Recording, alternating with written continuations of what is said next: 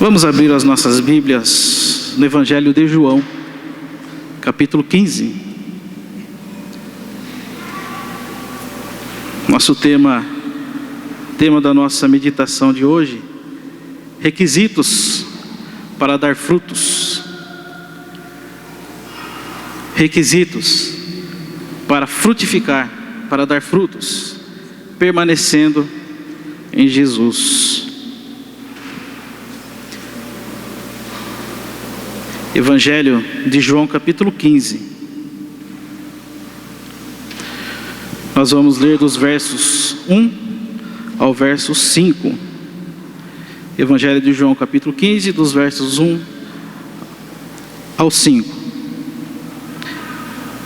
Diz o Senhor: eu sou a videira verdadeira, e meu Pai é o agricultor.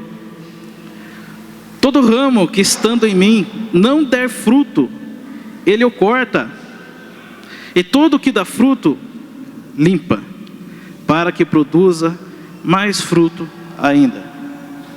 Vós já estáis limpos pela palavra que vos tenho falado. Permanecei em mim, e eu permanecerei em vós. Como não pode o ramo produzir fruto de si mesmo, se não permanecer na videira, assim nem vós o podeis dar, se não permanecerdes em mim. Eu sou a videira, vós os ramos. Quem permanece em mim, eu nele, esse dá muito fruto, porque sem mim nada podeis fazer. Porque sem mim nada podeis fazer. Vamos fechar os nossos olhos novamente. Pai, aqui está o teu povo, a tua igreja, aqueles os quais o Espírito Santo chamou para estar aqui. Fala conosco, estremece as nossas estruturas, enche-nos da tua palavra, para que nós possamos sair daqui, ó Pai, alimentados para a tua honra e para a tua glória. É a nossa oração. Em nome de Jesus. Amém. Requisitos para dar frutos é permanecer em Jesus. Quero começar fazendo uma pergunta, se me permitem. Vocês já se preocuparam alguma vez, ou se preocupam em dar frutos? Esses frutos aqui, os quais Jesus está dizendo, você já parou para refletir um pouco sobre dar frutos? Isso te incomoda? Isso traz a você alguma ansiedade boa, se é que a ansiedade é coisa boa, mas o desejo de frutificar? Ou você, ou nós somos apenas números? Ou nós somos apenas parte das estatísticas? E segundo algumas estatísticas, o número de cristãos no Brasil hoje está na faixa de 85, um pouco mais de 85%. Esses são os números de cristãos no Brasil, um pouco mais de 85%. Digamos que aí 14 ou 13% não são cristãos. E para as estatísticas, esses cristãos não são apenas os evangélicos protestantes, eles somam tanto católicos como os evangélicos. E quando eles dizem evangélicos, eles colocam todos os que não são católicos. Esses são 85%, um pouco mais de 85%. Ainda dentro desse número, as estatísticas dizem que o número de evangélicos no Brasil vem crescendo. São cada vez mais templos, talvez você perceba andando pelas cidades, cada vez mais cultos, cada vez mais denominações surgindo. E a maioria dessas denominações são frutos de divisões. Cultos em casas, cultos em garagens, cultos em tendas. Ainda se você perceber, no nosso país, há muitos símbolos ligados ao cristianismo. As igrejas, os templos, a cruz, a própria cruz, a imagem de personagens bíblicos, feriados nacionais, municipais e estaduais.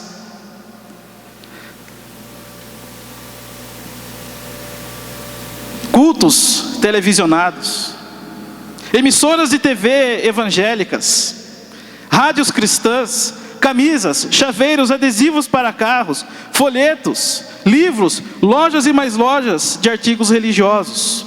Então, se olharmos para as estatísticas e olharmos para parece que advento, a impressão que dá é que realmente o número de cristãos no Brasil vem crescendo. Parece então que no Brasil há uma ascensão religiosa cristã. Mas aí eu quero fazer uma nova pergunta para os irmãos. O que isso significa para nós?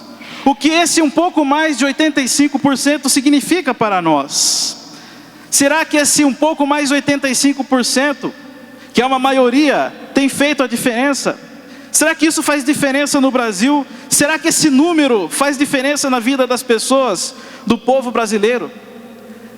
Aí eu fico me perguntando, o que passa pela cabeça de uma pessoa quando ela diz que é cristã? Quando uma pessoa chega lá para o IBGE e diz: olha, eu sou cristão. De que religião que você é? Eu sou cristão. O que será que passa pela cabeça dessa pessoa? Será que essa pessoa sabe realmente o que é ser cristão? Quais os critérios que as pessoas dizem? Quais os critérios que esse 86%, vamos aí por um número mais exato, qual o critério que esse 86% de pessoas usam para dizer que são cristãs? Talvez porque frequentam uma igreja, ou porque são membros, ou nasceram em uma igreja e não vão mais, mas ainda se autodenominam cristãs. E aí eu quero fazer nova pergunta para os irmãos. Qual é a identidade do cristão? O que é verdadeiramente ser um cristão? Se observarmos o livro de Atos capítulo 11, no verso 26, Lucas relata ali, quando em Antioquia os discípulos foram chamados de cristãos pela primeira vez. Surge ali o nome, surge ali em Antioquia o apelido de cristãos. Muitas são as pesquisas e muitos arriscam não dizer se o nome cristão foi dado por uma causa social, porque eles faziam parte da sociedade, ou se o nome cristão foi dado por um escárnio. Mas na verdade, quando falavam aquele é cristão, aquela é cristã, quando olhavam para os discípulos e diziam que eles eram cristãos, estavam dizendo na verdade que eles imitavam a Cristo. Quando se dizia cristão, era aquele que pertencia a Cristo, é aquele que andava como Cristo anda, é aqueles que eram seguidores de Cristo. E para que eles na época eram aqueles que estavam verdadeiramente em Cristo. Esses eram os verdadeiros cristãos. O que é então ser cristão, se não agir como Cristo?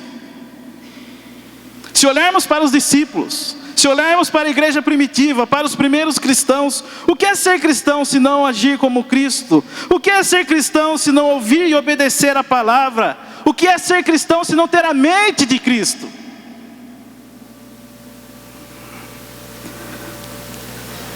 Ser cristão é ser identificado com Jesus. Ser cristão é verdadeiramente crer em Jesus. E crer verdadeiramente em Jesus, acreditar com todas as suas forças, não é simplesmente a atitude de você chegar lá fora para as pessoas e falar: eu acredito em Cristo. Isso não é crer. Não é você chegar para as pessoas, você chegar para as estatísticas e dizer: eu frequento uma igreja cristã, eu frequento uma igreja de crente. Ou quando temos um pouco de vergonha, falamos: eu frequento uma igreja de evangélicos. Mas ser cristão é verdadeiramente crer em Cristo. E verdadeiramente crer em Cristo tem uma implicação para nós. Verdadeiramente crer naquilo que a gente canta, verdadeiramente crer nessas palavras que estão aqui, tem uma implicação para nós. Essa implicação está no Evangelho de João, capítulo 14, no verso 12. Os irmãos podem acompanhar aí na tela.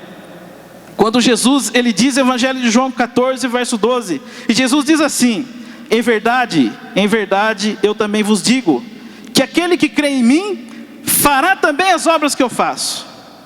E outras maiores fará, porque eu vou junto do Pai. É essa a implicação de crer verdadeiramente em Cristo. Fazer as obras de Cristo. Fazer as obras que Ele fez. E Ele diz, obras ainda maiores vocês farão. Crer em Jesus, então, não nos leva somente a sermos transformados e restaurados pelo poder do Espírito Santo, mas também nos leva a dar frutos. E nesse sentido a palavra vem ao nosso encontro quando Tiago diz que a fé sem obras ela é morta. Se eu dizer que eu sou cristão e não dou frutos, a minha fé ela é morta.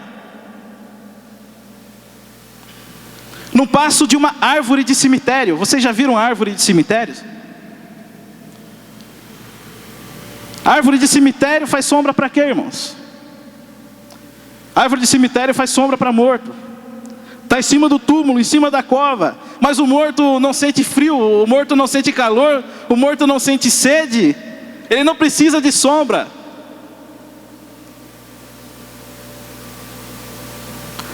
E se não dermos frutos, nós somos verdadeiramente como árvores de cemitérios. Ter fé em Jesus, crer em Jesus, é estar verdadeiramente nele. Crer em Jesus faz com que resplandeça em nossa vida a glória de Deus, isso é verdadeiro. E a imagem de Cristo, ela é impressa em nossas vidas. As pessoas veem Cristo em nossas vidas. As pessoas veem os frutos de Cristo, do Espírito Santo em nossas vidas. É ser capacitado pelo Espírito Santo e fazer as obras de Cristo, obras maiores. Por isso eu digo para você que é impossível estarmos verdadeiramente em Cristo e não darmos frutos. Se eu digo que eu estou em Cristo e não dou frutos, eu não passo de um mentiroso. Não é o pastor que diz, mas é a própria palavra que diz. Eu quero dizer para você que você foi chamado aqui para dar frutos. E ainda não é tarde. Ainda não é tarde. Quando desce o Espírito Santo no livro de Atos, sobre os discípulos, a palavra começa a ser pregada poderosamente. Em uma só pregação do apóstolo Pedro, quase 3.000 se convertem. O Evangelho ele rompe as barreiras de Jerusalém e começa a ser pregado em todo lugar. Começa a ser pregado em Samaria até os confins da terra. É só observarmos o livro de Atos e as viagens missionárias de Paulo.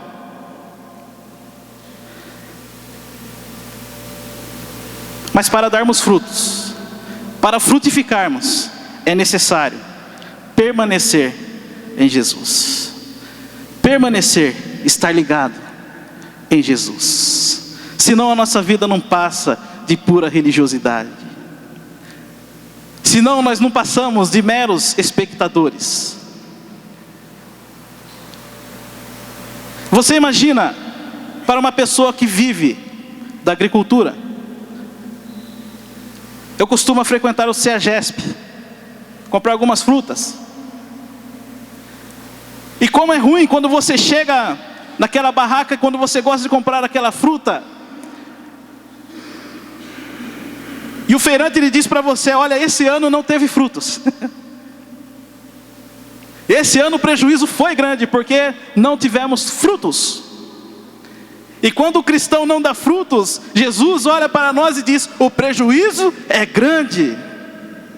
O prejuízo da igreja é grande. O prejuízo do reino é grande. Quais são os seus frutos? Isso tem tirado o teu sono? Isso tem te preocupado ou não faz diferença nenhuma? Eu não vejo a hora desse gordinho parar de pregar. Sai daí, ô licenciado. Eu tenho mais o que fazer hoje. Ah, meus irmãos, um dia estaremos todos diante de Jesus. Olha no verso 4.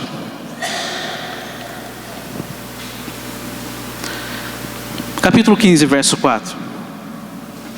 Jesus ele diz assim: permanecei em mim, eu permanecerei em vós. Aí ainda ele diz: como não pode o ramo produzir frutos de si mesmo, se não permanecer na videira, assim nem vós podereis dar, se não permanecerdes em mim. E por que muitos cristãos não dão frutos? E por que essa estatística, esses 86% aí não fazem diferença? Porque a maioria não está em Cristo. É só da boca para fora. É tradição de família. Não faz diferença alguma. Mas se você quer permanecer em Cristo, se o teu desejo hoje, se você ainda não está em Cristo, e se você deseja permanecer em Cristo, pois Ele é o caminho, a verdade e a vida, nós primeiramente temos que dar um grande passo. Esse grande passo Jesus nos ensina no livro de Lucas, capítulo 9, no verso 26. Não precisa abrir a sua Bíblia, não está ali, mas apenas ouçam. Quando Jesus ele diz assim: olha, se alguém quer vir após mim, negue-se a si mesmo, tome sua cruz a cada dia e siga-me. Você quer seguir a Jesus? Você quer dar frutos? É necessário antes negar a si mesmo. É necessário antes tomar a sua cruz e seguir a Jesus. Jesus aqui então ele impõe uma condição para que possamos segui-lo. Ele diz: negue-se a si mesmo. Mas o que é isso? O que é isso que Jesus está dizendo? É olhar para mim mesmo e dizer não? O que é então o que Jesus estava dizendo? Então Jesus ele estava dizendo que é necessário realmente dizer não para mim mesmo. Jesus estava dizendo que é necessário dizer não para as nossas fraquezas, que é necessário dizer não para as nossas limitações, que é necessário dizer não para os nossos pecados, para estarmos nele, para negarmos a nós mesmos.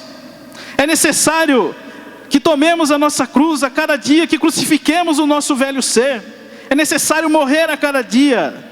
É necessário dizer não à nossa autoconfiança. É necessário dizer não ao nosso egoísmo. Tudo isso para que Cristo seja o primeiro e o maior nas nossas vidas. Caso contrário, não passa de historinha para boi dormir. Caso contrário, não passa de estatísticas. Se não crucificarmos o nosso velho ser, se não negarmos a nós mesmos, se essa fortaleza que há dentro de nós, construída pela sociedade, construída pelo pecado, construída por nós mesmos, se ela não desabar, nós nos tornaremos ramos infrutíferos.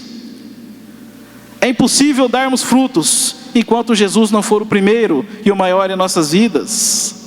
Muitos ainda dizem estar em Cristo, muitos falam de Jesus, muitos têm as suas camisetas Jesus, têm nos seus carros Jesus, tatuam cruz, tatuam versículos bíblicos, mas são apenas ramos sem frutos. Apenas dizem, apenas discursam, mas nas suas vidas não há frutos. São apenas palavras e palavras mortas. Agora pensem bem comigo. Se verdadeiramente os 86% de cristãos fossem verdadeiramente cristãos, o Brasil era para ser diferente. As coisas eram para mudar, mas há muita árvore, muito ramo que não dá fruto. E Jesus ainda lhe diz que esses que não dão frutos serão arrancados. Esses que não dão frutos não têm herança no reino, pois os cuidados desse mundo, a preocupação exacerbada consigo mesmo, com seus próprios cuidados, os afastam de Cristo, nos levam para longe de Cristo e nos levam para longe da sua vontade. E aí Jesus ele vem no Evangelho de Mateus capítulo 6, dos versos 19 ao verso 21. Ele diz assim, uma coisa muito importante para nós cristãos, verdadeiramente cristãos, e para aquele que está buscando ser verdadeiramente cristão.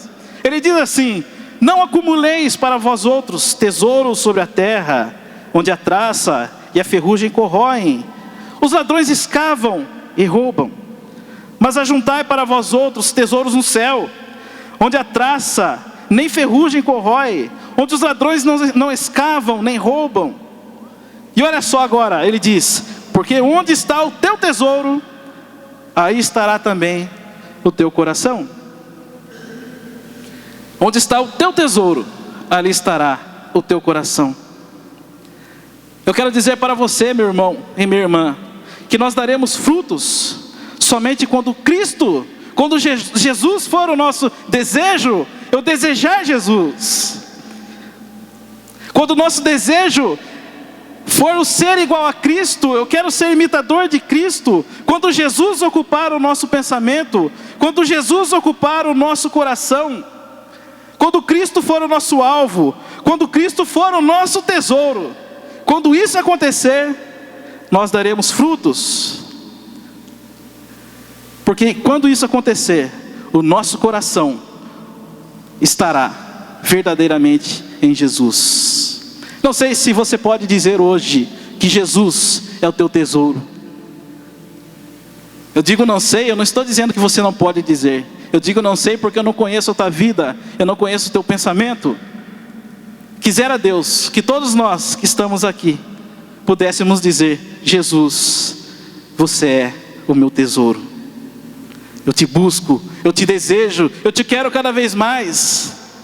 Eu quero que você seja real na minha vida, não apenas conversa de religiosos, não apenas história que está na Bíblia e nos livros, mas eu quero um Jesus real na minha vida. Eu quero um Jesus que faça diferença na minha vida, que transforme a minha vida, que me dê plenitude, que me dê alegria, que me dê esperança. Quando isso acontecer, verdadeiramente daremos frutos. Ainda permanecer em Jesus é reconhecer que somos fracos, reconhecer a nossa miséria e a impossibilidade de nos inclinarmos para as coisas de Deus, a impossibilidade de nos inclinarmos para o bem. Precisamos saber quem nós somos, e nós somos miseráveis, nós somos pecadores, indignos. Ah, meus irmãos, se não fosse a graça, se não fosse o amor do nosso Deus, se Deus, entre as escolhas que Ele pudesse fazer, Ele não escolhesse: bom, esse povo está perdido, esse povo não me busca, esse povo não me quer, mas eu escolhi amar esse povo, e eu escolhi resgatar esse povo pelo sangue do meu filho.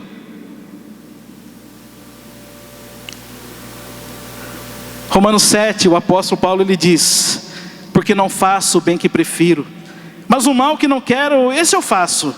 E Paulo diz: miserável homem que sou, quem me livrará desse corpo? E esse corpo que me leva para a morte, esse corpo que me leva para o inferno, e que me leva para distante da vontade de Deus.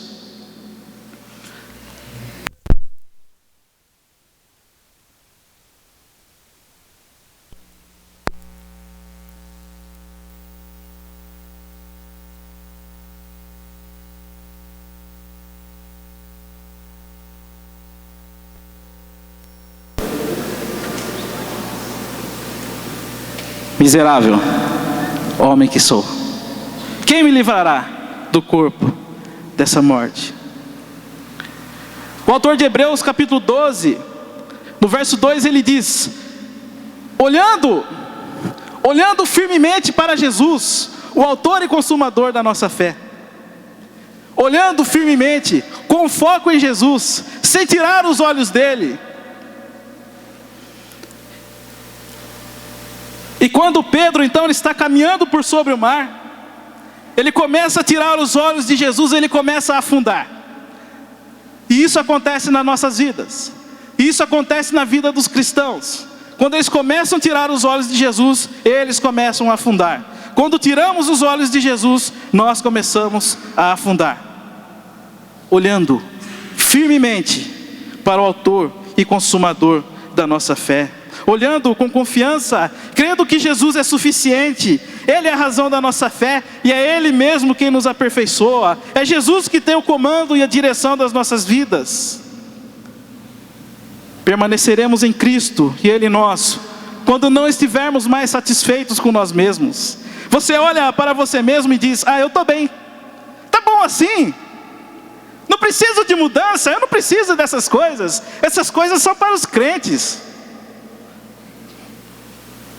Eu não preciso mudar, eu não preciso da palavra, eu não preciso de nada disso.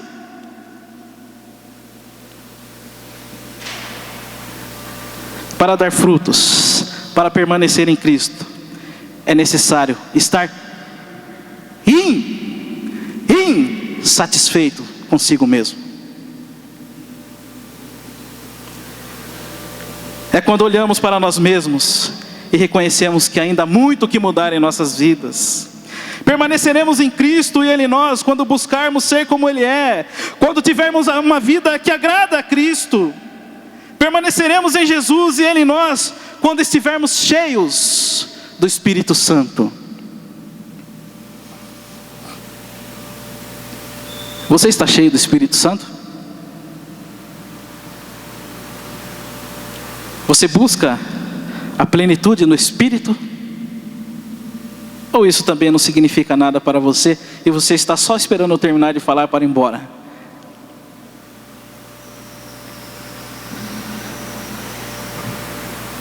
Os cristãos crescem em números, os cristãos crescem nas estatísticas, mas não crescem em qualidade. É por isso que não fazem diferença. Um monte de igreja, um monte de templo, um monte de denominação, mas não há diferença nenhuma na sociedade, na vida das pessoas, porque os cristãos estão cada vez mais retraídos, os cristãos estão cada vez mais indiferentes, os cristãos estão cada vez mais medrosos, os cristãos estão cada vez mais doentes, os cristãos estão cada vez mais raivosos, os cristãos estão cada vez mais carnais, não se ocupam e nem buscam mais as coisas do alto, mas somente aquilo que fazem parte desse mundo limitado nosso. Falta frutos, faltam os frutos, a figueira está sem fruto, porque falta compromisso, falta avivamento espiritual. Precisamos, irmãos, deixarmos de sermos espectadores, somente ouvintes da palavra, para sermos então parte viva, parte celular do reino de Deus. Fazer parte da vida celular da igreja, fazer parte da vida celular do reino de Deus, não ser simplesmente um cristão, uma pessoa, um número, mas quando as pessoas olham para você e dizem: aí vai um homem de Deus, aí vai uma mulher de Deus, aí vai um jovem de Deus. Quais são os nossos frutos? Ainda, uma outra orientação de Jesus, quando Ele diz: vós já estáis limpos pela palavra que vos tenho falado.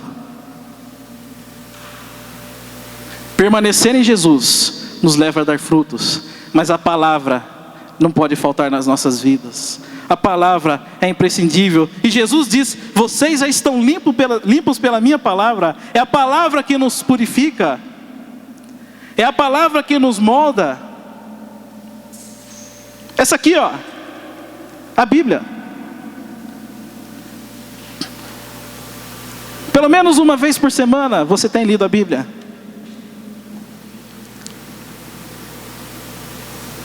Algo está sujo, se não. Porque Jesus diz: vós estáis limpos pela minha palavra. Não se contente, irmãos, com CDs de músicas gospel. Quando você põe no carro e sente ali aquele momento gostoso, aquela paz, e verdadeiramente é muito bom, mas você precisa ir além, você precisa de mais. Não se contente em assistir às pregações, assistir aos cultos na TV, assistir às pregações de grandes homens, de grandes pregadores, mas você precisa ter a sua própria experiência com Jesus.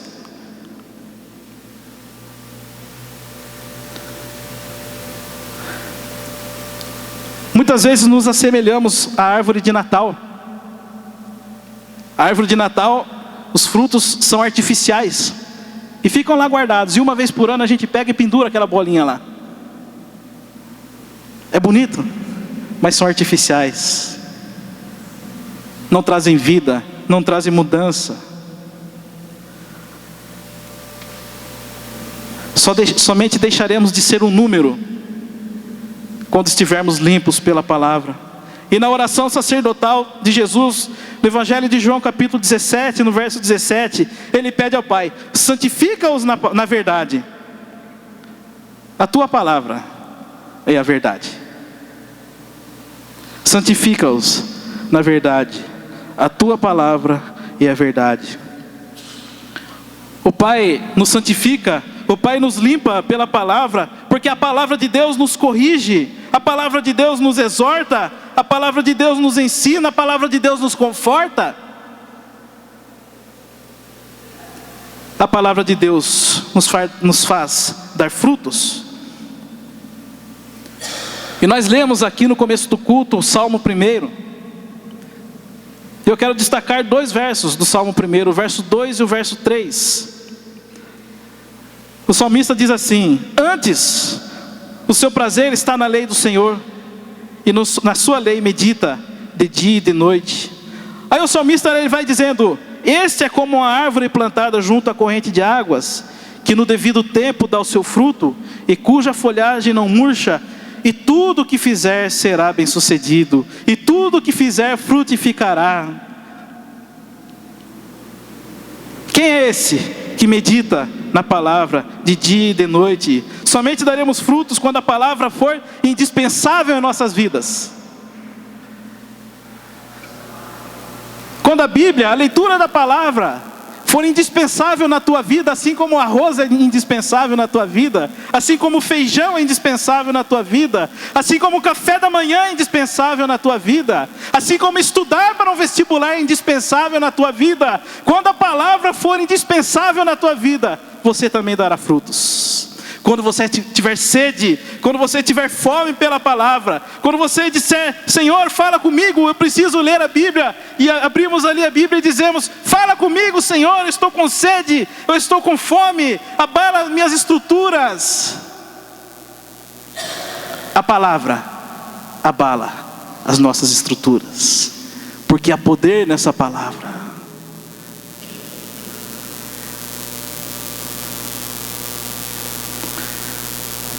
Ele é como a árvore plantada junto às águas, perto das águas. Aqui passam as águas e nós estamos aqui, e a nossa raiz se estende para a água, e a nossa folhagem ela não murcha, porque essas águas é Jesus nas nossas vidas. Quando estivermos ligados verdadeiramente a Jesus, nós sempre daremos frutos.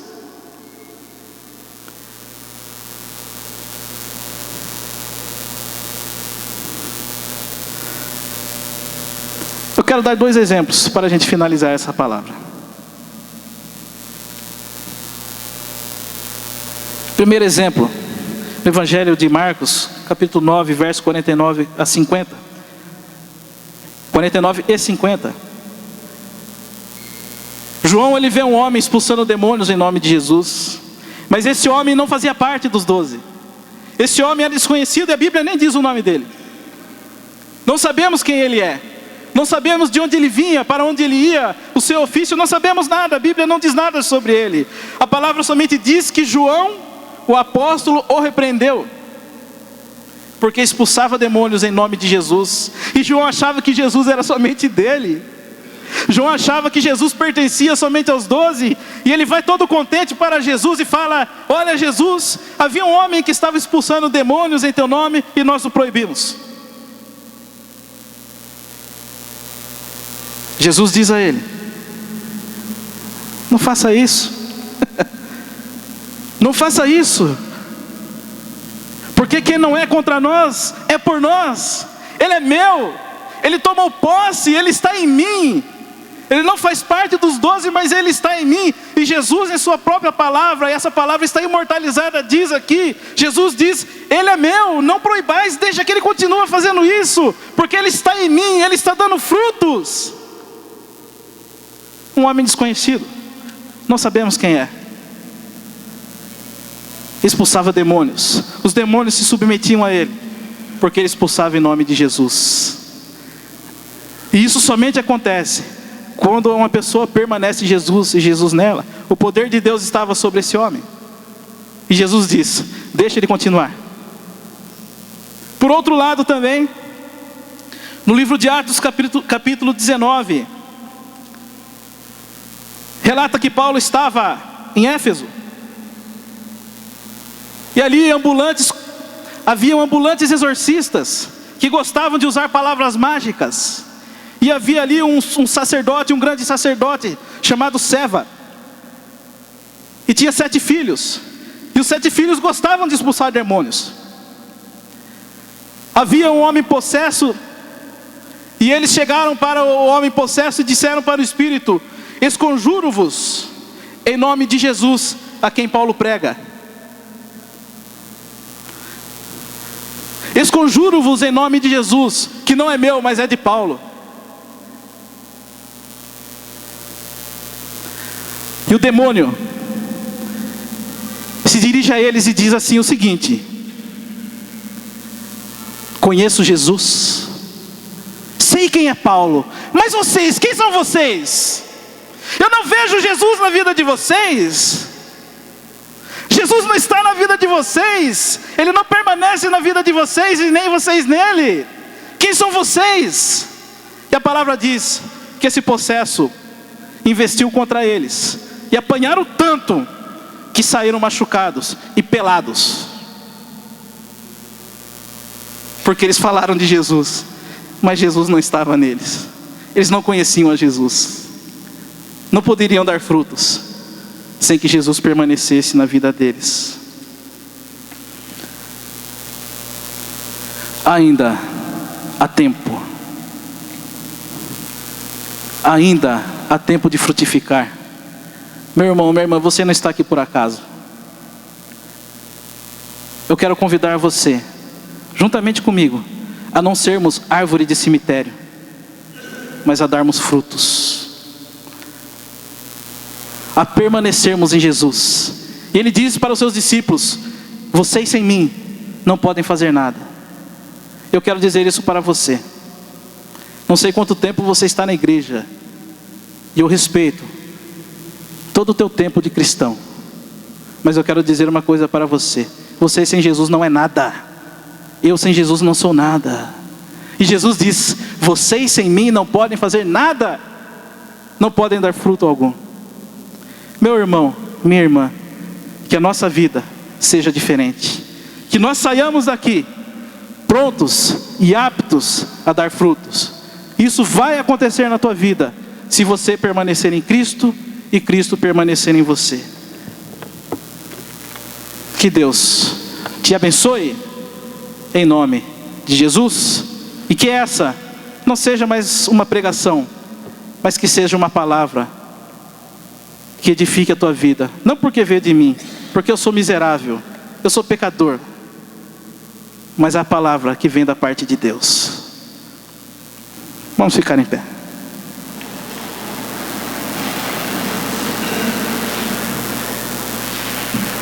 Feche os seus olhos.